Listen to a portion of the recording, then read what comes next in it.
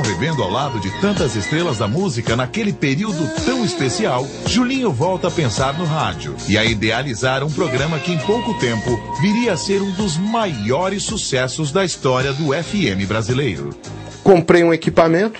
O equipamento eram 2 AKs de rolo, 2 picapes, um mixerzinho pequenininho, que eu coloquei no meu quarto e comecei a fazer uma brincadeira. Começava a imitar muito o que eu escutava no rádio. O Crocker, o Jay Allen, o Elton Deal, vários DJs da época que eram famosos, que eu imitava muito no meu estúdio. Eu fiquei imitava e escutava. E foi aí que começou todo esse estilo de rádio que eu criei, meio português, meio inglês, aquela mistura toda no rádio. O que ele imprimiu aqui no rádio foi a velocidade mais rápida de locução. Até então não era assim. Antes do Julinho, o cara falava, você ouviu aqui na rádio tal, a música tal. Aí o Julinho já veio com aquela locução mais americana, na época do Big Apple. Mas isso é uma época antes aí eu estar no rádio, entendeu? Quando eu já entrei, já era meio assim.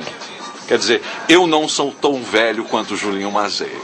Não pela idade, mas pela experiência, pela criatividade, assim, eu acho que ele é o pai da nossa geração. Com uma demo debaixo do braço, Julinho embarca para o Brasil na esperança de vender seu programa para uma emissora nacional. A primeira pessoa a receber a gravação foi Luiz Fernando Maglioca, então coordenador artístico da Rádio Difusora AM de São Paulo. Eu ouvi, gostei, achei algo bastante inovador, porque era realmente uma outra locução, era um outro estilo, não era uma bela voz interpretando um texto, era simplesmente uma comunicação. Que ninguém falava dessa maneira aqui, falava meio conversado, meio ainda o estilo do AM. E aí, agora você vai ouvir a nova do não sei o quê, e o Mazei já era um ritmo diferente. E agora você vai ouvir a nova, cheio de respiração, que é o que se faz até hoje. E trazendo realmente a cara da Big Apple, né, para as emissoras de São Paulo. Todas as pessoas de todas as partes do mundo vão lá para tentar a vida. A oportunidade de trabalho é muito grande em Nova York. Então todo mundo vai para lá tentar morder um pedacinho da maçã. Todo mundo quer take a bite out of it. E o nome nada mais natural do programa do que Big Apple Show. Quarta-feira, 16 de maio de 1978, às 10 da noite, o Big Apple Show estreava pela Rádio Difusora AM de São Paulo. A primeira música que eu toquei no programa foi New York, New York, com a Liza Minnelli. Em homenagem à cidade.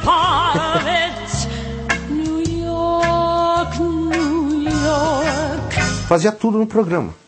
Entrevistava as pessoas, ia com o meu gravadorzinho entrevistar o pessoal na Atlantic, no estúdio da Atlantic, que eu já tinha conexão com o pessoal lá.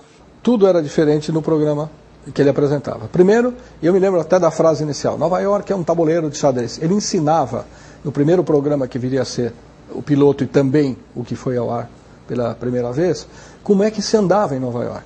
E ele começou a trazer novidades, coisas que aconteciam não só no mundo musical, mas da noite de Nova York. E isso tudo era uma grande curiosidade. Tanto que o programa, quando entrou no ar na Difusora, foi um sucesso estrondoso, milhares de cartas. Eu tocava de tudo no programa. Na realidade, eu tocava de tudo. Eu tocava rock, tocava soul, tocava R&B, tocava disco. O Big Apple Show era uma mistura de tudo, né? O Julinho Mazei eu conheci na época da Hi-Fi, anos 70. Quando você fala de música boa, a afinidade é imediata, né, Valtinho? E o Julinho, todo mundo sabe que o Rato Safado tem um puta bom gosto, né? Todos os apresentadores ouviam, gostavam e seguiam e tentavam fazer a mesma coisa, entendeu? Isso é fatal. Ele é o grande espelho da geração de apresentadores no Brasil. No começo dos anos 80 começou esse estilo Mazei de falar, que é o estilo gringo de falar, só que em português, que era uma coisa charmosa, né? This is Capital Records em Flashback. This is Troiano no Big Apple Show. Os tempos eram outros e levar o programa ao Brasil era uma aventura, uma operação logística bem pouco convencional. Eu editava, eram fitas de rolo, a gente tinha que editar, errava, tinha que voltar, cortar de novo. Na Gillette, tudo na Gillette. Quando eu recebi o Big Apple pela primeira vez, eu tinha que fazer cópia, porque ele vinha em 4 pistas, eu tinha que copiar para full track. E ficava impressionado com a quantidade de splice que tinha na fita. E aprendi a usar detalhes com ele. Quando o Julinho estava produzindo o primeiro programa em Nova York, o Big Apple Show, o grande problema era como mandar a fita para o Brasil o mais rápido possível, sem custar muito dinheiro. Naquela época não existia FedEx ou coisa parecida, e para mandar via satélite ia custar o budget inteiro do show. Então o Julinho tinha que mandar a fita via Varig. Ele ia toda semana para o aeroporto e pedia favor aos passageiros para levar a fita para São Paulo. E aí eu pegava o nome do passageiro, telefone, ligava para a difusora e eles iam pegar no dia seguinte. Ou eu ia ao aeroporto na chegada do avião e retirava, ou ia à casa da pessoa, dependendo das circunstâncias e do horário, para buscar o material e pôr no ar. O programa vinha na loucura, chegava na sexta à tarde para entrar no sábado à noite. Por vezes, esse material chegou quase minutos antes de ir pro ar. O Julinho ficou tão craque de aeroporto que ele sabia de longe as pessoas que estavam viajando para São Paulo por causa da bolsinha Samsonite que eles carregavam, que era a última moda na época, lembra? E aí depois a coisa ficou um pouco mais elegante, aí a gente tinha um malote, né? O programa havia acabado de estrear e Luiz Fernando Maglioca tem a ideia de aproveitar uma passagem de Julinho pelo Brasil para divulgar o Big Apple Show num programa de TV de grande audiência na época. Foi o Almoço com as Estrelas, que eu não queria ir, mas que o Luiz Fernando Maglioca fez questão que eu fosse, que era um programa de altíssima audiência na época, levado ao ar pela TV Tupi. O programa era feito ao vivo e eu tive que ficar lá 1h30, com um bife na minha frente, frio, sem comer, com um bando de pessoas que eu nunca tinha ouvido falar, e sendo entrevistado pela Lolita Rodrigues. Um momento histórico, esse Almoço com as Estrelas da TV Tupi.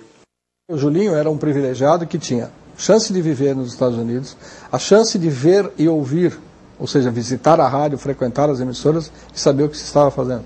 Então não era difícil para ele, assimilando isso e sendo um disc jockey já por natureza, de pegar pelo menos o jeitão do disc jockey americano e fazer aquilo que o caracterizou durante muito tempo. Às vezes falar uma frase em inglês, traduzi-la, usar uma palavra em inglês para dar uma força de comunicação, uma força marcante, uma adjetivação. E naquela época era muito difícil de vir discos e você conseguir comprar disco em Nova York e mandar para o Brasil. Demorava 3 meses, 4 meses, 5 meses para chegar um disco.